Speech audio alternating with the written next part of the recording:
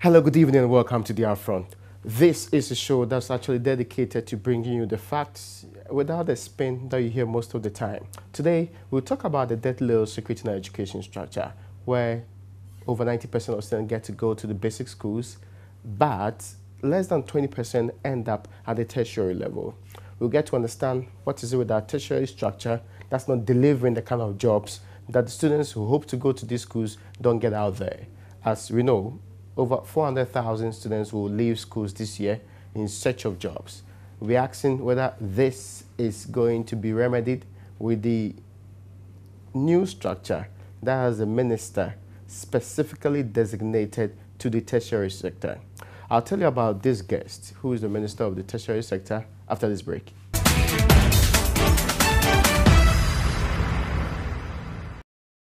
You're welcome back. This is the UPfront. My guest is Professor Kwesi Yankah. This name certainly rings bells in every single quarters, especially if he spent a week or two in the academia. He was Pro-Vice Chancellor of the University of Ghana for a very long time. Then he became the President of Central University College, and maybe surprising to many, he became a Minister of State in charge of the tertiary sector. His competence is not in doubt. Today, we put a spotlight on the tertiary sector and get UPfront with Professor Yankah. Welcome, Prof, to UPfront. Thank you, Ray. I hope you are doing well this day. Well, very well. Very good. I mean, I have not had the chance to ask you how you're doing. You've been in academia for God knows a very long time. I want to presume most of your adult life. I mean, the transition to being a minister, do you consider yourself a politician now? Well, if that's the name they give to the position, why not? But the word politician has a ring to it, and I'm simply Kwesi Yankah. Interesting. Yes, I've been in education. I've been an academic for a greater part of my life, and to be invited to occupy this position is to be invited to use the breadth of experience that I have in academia to seek to change policy and to improve the educational sector's fortunes. Okay, that's interesting to know. That we'll be delving into all of that later on. I mean, we are told that in academia, there's a lot of freedom of speech. There's a lot of things you can say. Is it the same in politics as a minister? Well, the free speech is protected by the Constitution. Interesting. But are you, for example, bound by certain rules not to say something because you're a minister? I wonder. I'll be surprised that... You've not been given any... I'll be surprised if ministers are exempted from free speech. In other words, are they exempted from telling the truth all the time? I don't know of any regulation that bar truth. It's an unwritten rule. It's actually normative. Truth-telling is a natural human phenomenon. Okay. Yes. Do you think you will last in politics? I don't know of that, but I know I've been given a term to serve my nation for as far as I can. So I believe I will discharge the responsibilities given to me as minister. Okay, that's interesting to know.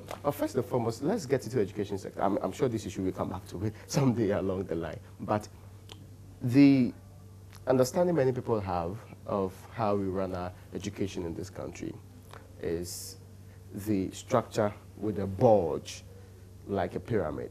When it gets to the top, it's a small section of those who started at the basic level that end up at the top there. The difficulty, however, is that even those who end up at the top there, currently, Dr. William Babwati and co. brought out a research that says that many of these people do not get a chance to go to, or even, well, get the jobs that they want to have. What is the problem with the education sector that makes so many people start, yet a few people end up at the tertiary level? Well, I don't think, every single individual within the population, within the education sector, is expected to move up the ladder to the top. And when we talk about the top, we don't necessarily mean the best among the best. From the beginning through the middle to what you call the top, we have various sectors, and people negotiate and find their various levels. Somebody may end up at the end of the education, second secondary or high school sector. It doesn't make him a failure. But I think we have so arranged the education system and given so much prominence to the top tertiary that it gives the impression as if everybody ought to target the tertiary.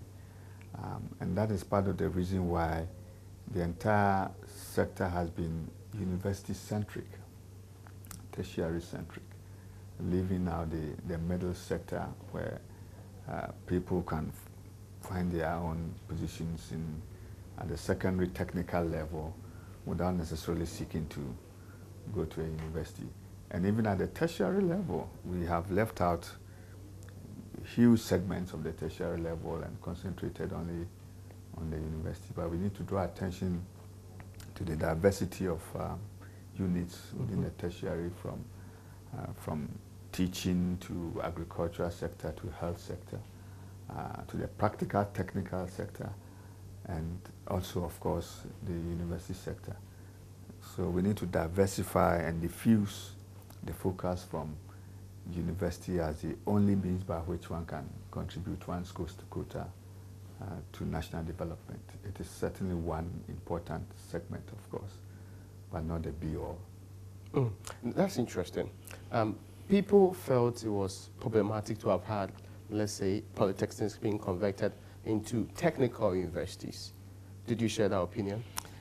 I initially had my personal concerns about that, and leaving out that crucial middle sector level of human resource.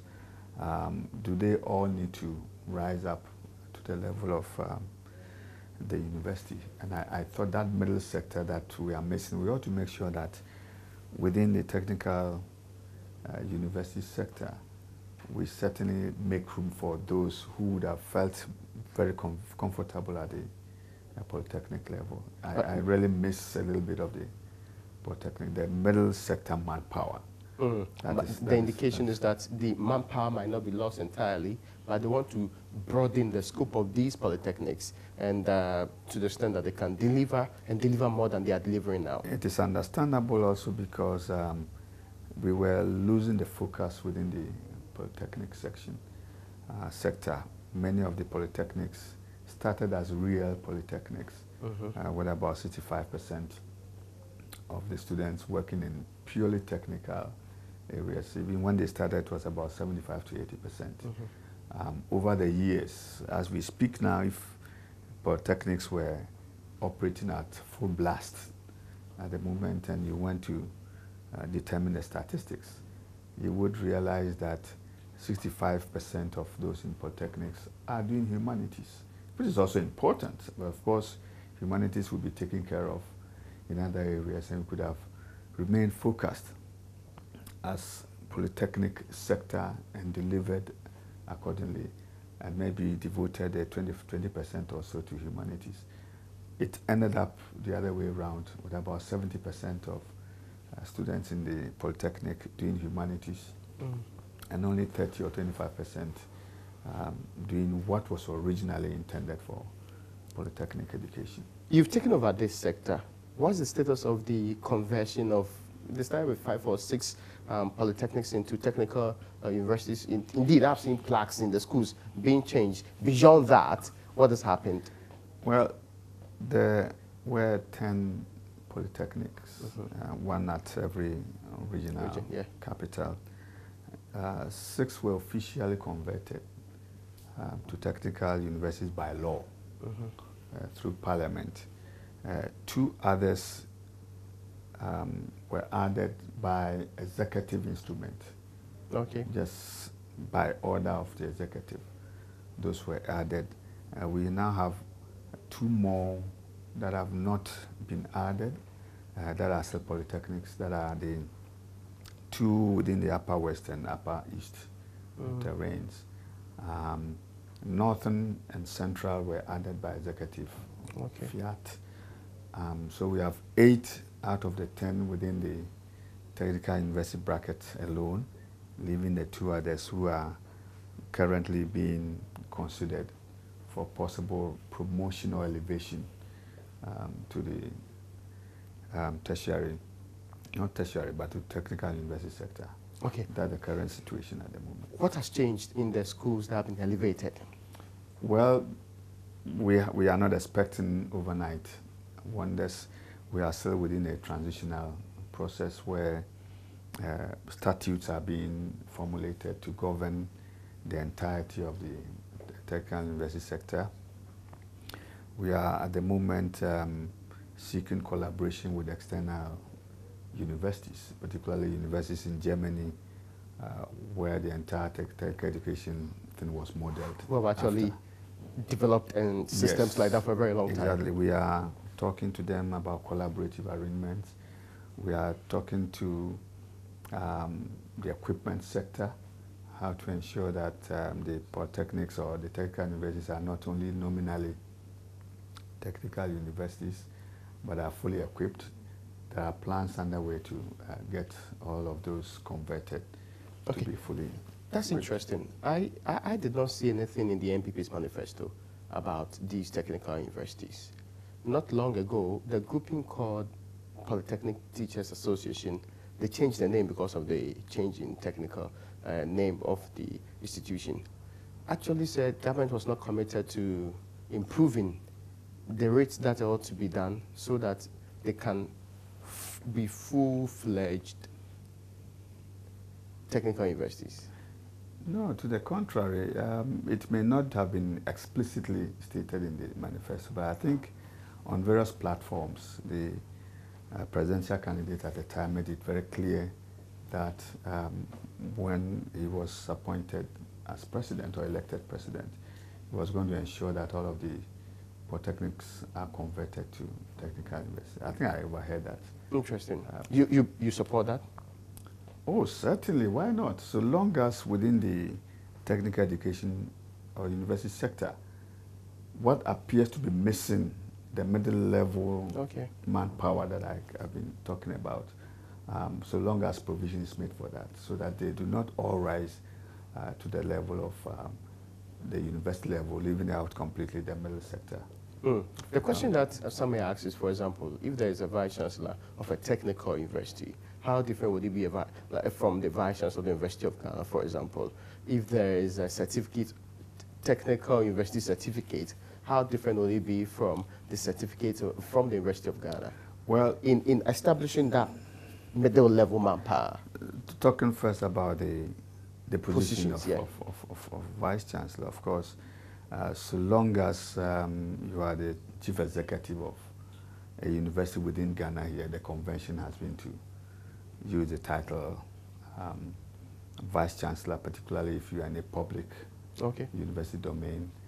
And then if it's in a private university, you are president, sometimes rector, depending on the category to which you belong.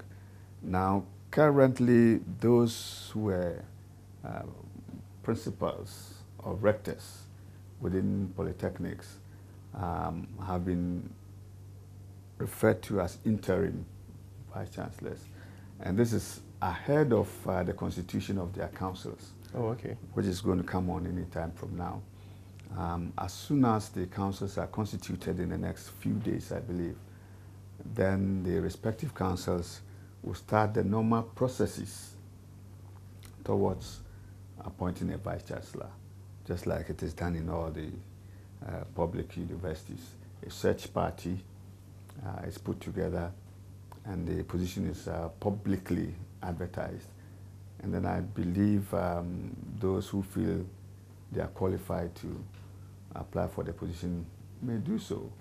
And then the vice chancellors are eventually appointed openly. I know for the public universities that, like the University of Ghana and Co., I mean, the standard is very high for the appointment of a vice chancellor. You must be a professor, as I have seen it published elsewhere. Is that standard determined by the school, or is it actually determined independently? Well, it has been more by convention than by regulations that so long as you are going to head an academic institution or you are going to head the army, you want to be a general to lead an army to war. That's interesting. So I think the expectation is that you would have reached the highest level of academic elevation in order to. But the situation, of course, is changing over the years in several universities outside the country, where the concept of university management shifts from academic know-how, academic management, to that of business management in other parts, where not that much emphasis is put on the academia or academic achievement, but a little bit of managerial and business skills. These have also been required. Are we tapping into that? We are tapping into that in the sense that most candidates for vice chancellor position are expected to indicate the extent to which they have raised funds. Of course, you can do business within academia. To that extent, there's fundraising within academia. Heads of department and deans apply for funding for sponsorship from national and international bodies. So there's a certain bit of business that takes place within academia. If you took advantage of all this and clearly proved that you could handle a university not just as business, but also as an academic institution, you are probably the better off. That's interesting to know, but let's talk about, tertiary education in general, because not necessarily on polytechnics. There's the discussion that consistently comes up, and that's the funding of tertiary education. From the time the Mojabin Donor Committee did some work till the Akosombo Accord came into play, where government was take up 70%, the 30% is shared between the IGF, the students, and others who actually could put up. So has that changed? Well, post that, I heard of a committee that was working on paper, that has not changed. I must say that there ought to be a tertiary education policy document. There's none? Which currently there is none. There was one in the early 2000s, thereabout, which is long overdue for change or revision. And as I'm speaking now, a committee has been set up to take on board current contemporary events and the current situation, and then revise the tertiary education policy document. So I'm sure within the next few months, we'll have a new educational policy document, which will build on the outcome of a conference that was held in Ghana here, I think 2016 thereabout, 2015 thereabout, which went along the same trajectory of developing a tertiary education framework. In the not too distant future, we hope to come up with a tertiary education policy, which, if we still insist that the 70% funding ought to be expected from government and the 30% from other stakeholders, then so be it. As of now, I'm not too sure the 30% expected from stakeholders has been kept to. And I know that government is spending a greater part of 70% plus. Really? Yes, at the moment. And we ought to work more on how to diversify the channels for funding tertiary education. That's a huge... there were so many times in the University of Ghana that there were complaints that subventions were never coming. Yes, there have been challenges in the past, and when we started as students and maybe even as lecturers, subventions were given for 5 yearly intervals. In other words, take this money now from 2017 to 2023, available for your use annually.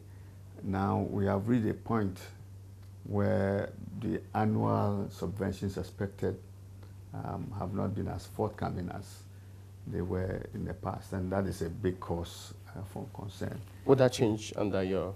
It better change. It has to change. When you say better change, it has to change. I know you're not the Minister of Finance, but would you insist that that be done? It has to change for the tertiary education sector to keep running, and the high expectations of tertiary education be met, and so that the universities discharge the responsibilities expected of them. I believe this will change with the improvement in in the funding, and with the improvement in the diversification of the sources of funding, and also stakeholder That involvement. sounds like more long-term approach. It's not long-term, it's still happening. Because at the moment, unlike in those days when 99% of students entering the universities virtually walked into the classroom without having to pay any fee. You know that basically tertiary education is free, but you and I know that we have various charges. We have academic facility user fees, residential facility user fees, where during our time we were rather paid to be in school. So there is some, apart from the free sector where you are expected not to pay but you pay, there's now the the fee paying segment where you are told that, sorry, we have already determined the amount of students, the number of students who are going to enjoy the totally free or relatively free. But you, within this particular bracket of will have to pay. Will have to pay. That is on now, and I think this is likely to continue. And then, of course, within the private sector itself, there's, apart from scholarships and other types of financial aid that are given to students, you would say that about 85% of students in the private sector education pay directly towards their education. I cannot speculate what is going to happen in the next Does this not offend the constitutional provision that says higher education should be progressively free? It looks like over the period, we are actually making it progressively more expensive. Oh, I don't think so. This government would have had the courage to introduce close to completely free secondary sector education. I don't know any part of the world except a few, Cuba and a few other countries, where tertiary education can be said to be entirely free.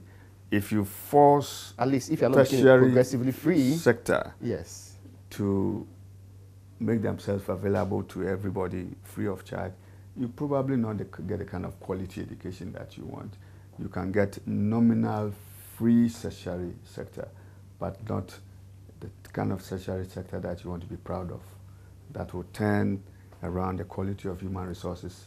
But would that not just get government putting in more money? You put money where your mouth is. The training of quality human resource is important to every country, isn't it? This is important, but I think you cannot completely rule that every parent or every student will necessarily need the help of government. And that's why even when you're given a choice to determine between going to a free university, quote unquote free university, public university, and going to a private university, some parents will still prefer that their children, for one reason or the other, would rather pay their way than consider themselves as beneficiaries of a free tertiary education sector. That's a dream. If it comes about, so much the better. But it doesn't look like we're working towards that. It can come out to that in several ways. The country has its own strategic priorities. Education is one of them. Science, particularly within the sector of education. Okay. The 60-40 ratio has not been achieved. Has not been achieved. Getting parity in gender enrollment, that has not been achieved. The government will put in measures to ensure that we move in that direction, encourage more and more women to go into the sciences. You may realize already that several universities in the public sector are making a conscious effort to achieve some kind of parity in enrollment. Yeah.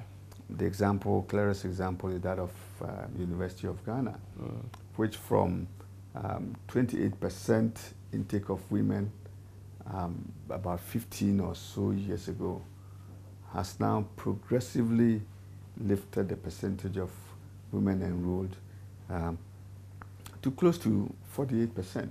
Almost, we are almost at the level of parity between male and female.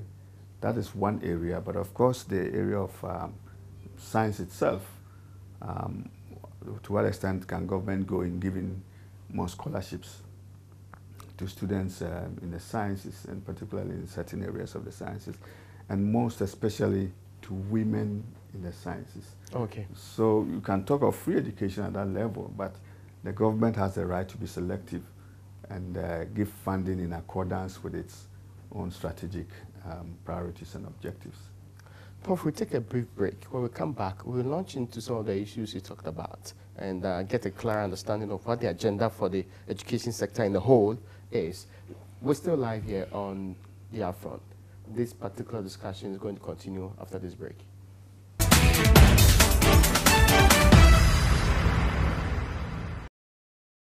You're welcome back. We're getting up front with the Minister of State in charge of the tertiary sector, Professor Kwesi Yankah, and the conversation started on the note of having to understand how that sector is running, basically, and having to get a brighter appreciation of what's happening with polytechnic education. And we moved on to start talking about how we funding tertiary education in Ghana. Now, Prof, you were talking about a committee that will be doing some work on finalizing what's that in 2015 or 2014. That's the conference on what they call tertiary education funding. And when do we know they're going to complete their work? Well, we are in touch with the National Council for Tertiary Education that is setting up that committee. I believe they are going to start work at the beginning of July. Okay. And do hope that the outcome of their work should be a compendium of information that we don't expect to be accomplished in the next few weeks. And since it's going to be a policy, it's not that kind of document that you want to rush to the realm of public policy almost overnight. So you'd want to subject the outcome to stakeholder discussion. So you are expecting this probably close to the end of the calendar year, and probably not ready necessarily for the beginning of the next academic year. Is there an agenda, specific agenda, perhaps policy for the tertiary sector? Oh, certainly. What's the agenda? Oh, there can be a multiple agenda. We are hoping to give a little more relief to the private sector within tertiary. We are going to listen more and more to their pleas for attention and for us to liberalize some of the policies and what appear to be obstacles. Okay, let me understand this. When you say a little more relief, what does it mean?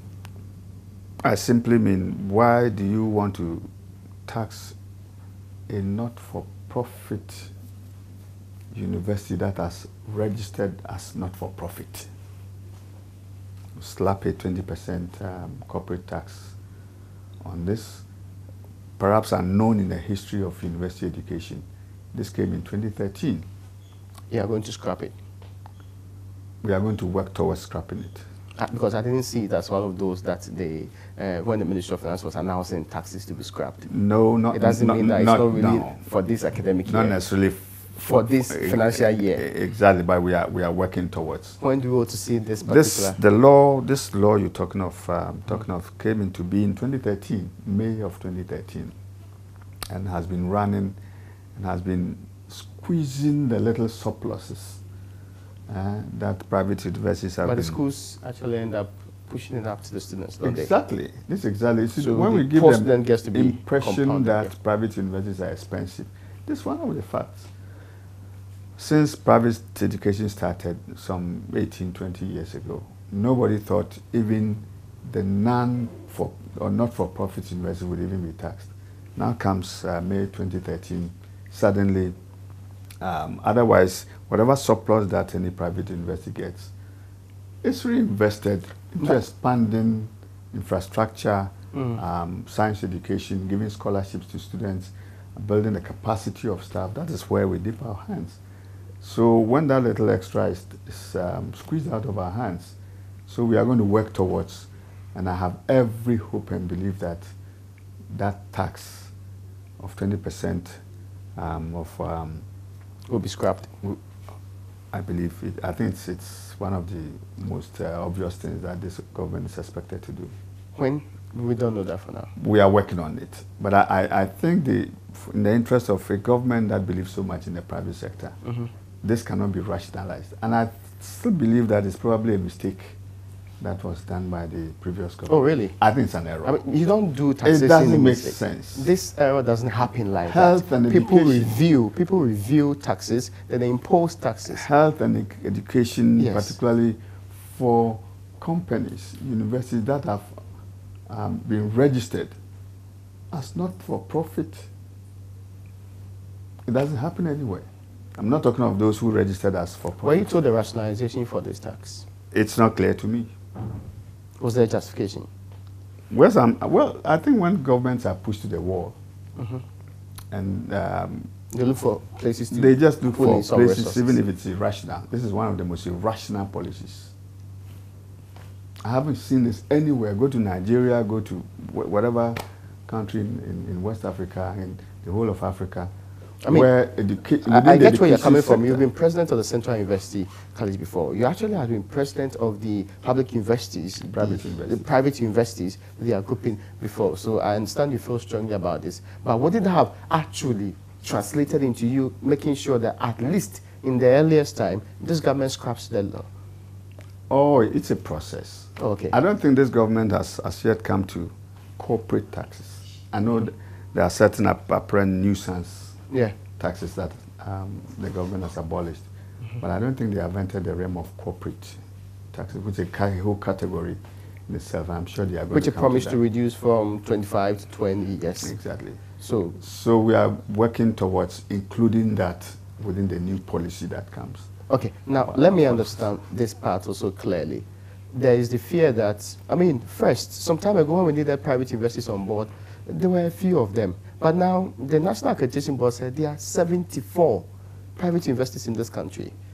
The plethora probably shows that there is profit to be made in there. Oh, clearly, there's expectation of profit. Why shouldn't a businessman want to invest in private education for profit? Yes, but he has a legitimate right. I agree, but if there is also an opening where government could tax because of the expectation that there will be big profit to be made there. Why not? There are those that are registered as for-profit universities. Oh, okay. That are limited, by shares, and not limited by so those guarantee. are the ones that ought to be targeted. We are talking about those limited by guarantee, and therefore, when there's any profit or excess or surplus, it doesn't necessarily go into anybody's pocket, but it's recycled for the expansion of the university. Colleges of education, their allowances are supposed to be restored. When is it going to be restored? Well, they have been promised that certainly by September. That promise still holds, and I don't think the government has changed its mind. By September? Yes. Are they going to be given the same amount they were given prior to his suspension? I cannot go into that detail. I don't think I'm equipped with the relevant material as we sit here. Because I've heard but some of it was certainly legislators complain. I think that the issue has been whether there's going to be any deduction, from that allowance towards various things like utilities and so on and so forth. I wouldn't want to go into that, but it will certainly.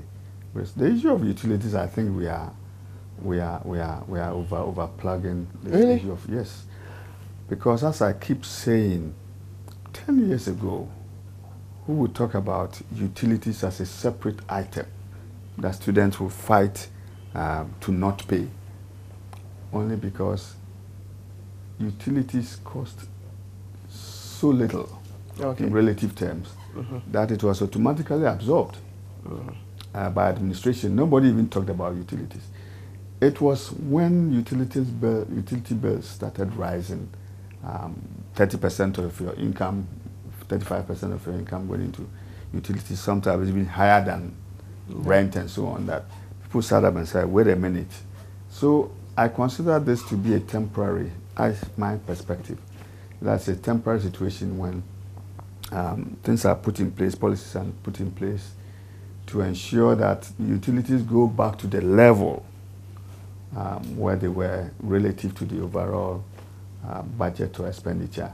It will become a thing of the past.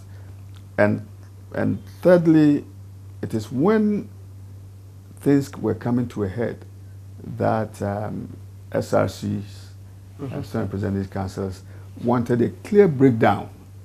So that I can see. Exactly. So that they had a good reason, of course, how much goes into utilities, electricity, water, and so on. They wanted, in the name of transparency, they wanted all these to be listed instead of lumped together. That all these came up. I think in those days that you were probably a student, nobody talked about the need to pay utilities. It wasn't, but not long ago, the students have been agitating again. They were promised by the previous government that they are not going to pay utilities. Is this the current policy of this government? I think we need a long-term view of this. Sorry, Prof, what's current government's policy on that? Well, if the government said earlier that we are going to abolish it, they are certainly going to abolish it. But I think it should go beyond just merely determining whether they should be abolished or not. We need to have a long-term view of utilities. There is no country, particularly within the developed world, where there is no energy policy for any academic institution. Every academic institution to be funded by government that makes use of government subventions and so on. The government ought to make sure that there is an energy policy, and that translates and that permits the practices and policies of all the tertiary institutions. And it goes even to the level of what kind of electrical appliances are admissible within procurement practices within the universities. That's interesting. I remember when I was going to the University of Ghana, I was told that we couldn't use a certain kind of appliance. Yes. Because that policy was supposed to apply. Some abused it anyway, but really, is that what you're looking at? I am looking at a long term. Look, take that into consideration even in the architecture of buildings, what use we can make of natural sunlight, and so on and so forth. It goes into the setting up of offices that are in charge of energy. Look, go anywhere in the world. You cannot just decide out of ignorance or carelessness to leave your light on in your office overnight. Invariably, offices have been set up, and policemen and security men have a master key that entitles them to any office, access to any office, and switching on lights and clear instructions on every switch, even switch tap or light on when not in use. These are simple things. I am considering, and I met the vice chancellors of Ghana. We have discussed all this. Even the type of equipment that you buy, electrical equipment, whether fridge or air conditioners, they ought to satisfy certain minimum conditions. Okay. Yes, that are approved by the Energy Board. Under the tenure of this government, are you looking at enrollment increment? Enrollment increment is natural if you consider the free SHS that is coming. You expect more people into senior high schools, more people are likely to pass and end up in tertiary. Exactly. So one can project that maybe from 2018, 2019 particularly onwards, the volume of students now entering senior high school and enjoying free SHS are likely to create a bulge in the number of percentage of students that have qualified to enter the tertiary sector. So this is the time that universities, my good office, the NCT ought to start planning towards a possible increase, a percentage increase, whether 10% or 15%, or in enrollment within universities. I'm looking at what's going to happen, and we currently know that, especially for the public universities, really space is always a problem. And dealing with that matter is also becoming thorny because they complain about allocations and stuff like that. This year, for the tertiary sector alone, over 1.9 billion was allocated to that particular sector. I'm not aware, but go ahead. It's good to note that out of that, 1.2 billion is for compensation. Yes. Yes, I see it on the appropriations, what they call it, act that was passed by Parliament. Well, my difficulty is, can we get the necessary investment into infrastructure and the other things needed for the expansion required in these schools? Certainly, but look at the other way around too. The private universities are available. currently you have, But I mean, you have 8 or 10 public universities. 10. And then you have about 50 upwards of private universities. The 10 public universities are in control of about 75% of the students in enrollment, whereas the 50 or so others are in control of about just 25 to 28%. Because it's cheaper to attend a public university. Oh, certainly. At a certain point, it's not just how cheap. It's also the quality that you It's get also the quality you need. So I'm expecting the private universities to be given the opportunity at this particular time that we expect a bulge, a major leap in enrollment in the next 3 years, to seek enrollment possibly within the private universities as one single important step. It's a major alternative, an opportunity for private universities to expand, and when at the same time we have the this 20% new science tax. So the more students are supposed to, the additional students coming are supposed to go to the private schools? I'm not saying that. In other words, they have the opportunity of access, and the private universities have an opportunity to... Is there a plan to do, forgive me, more investment in the public universities? Certainly, as the student numbers rise, but I think one thing we lose sight of, I think we should get public universities to be more and more sensitive to the 60-40 science humanities ratio within the planning within the national planning. And we may probably reach a point where that ought to be taken into consideration, particularly the universities that were set up to do as predominantly science. Currently, I'm happy to know that the more recent public universities like Ho and Takwa and so on are close to 100% science, which is good. Okay. You know, as against others like KNUST, which has now a measure, some 30% or so of humanities. I know there's a huge debate about the kind of graduates that are produced by tertiary institutions. What's the plan? Look, this is it's an old issue, but still persistent. Yeah. One can say that there's an extent to which all universities are responding to complaints and concerns expressed by parents and the public as a whole about employment. I now see more and more curriculum or curricula that have been developed by private and public universities being more sensitive to demands within the labor market. I now see the appointment of more and more business-oriented people or industry-oriented people within the councils of universities. There's a little bit more of everything happening now, but I think we haven't done enough in merging the interest of academia and converging this with the interest of industry. We need much more of this than we have done. The government is pursuing this matter? Certainly we are going to pursue this.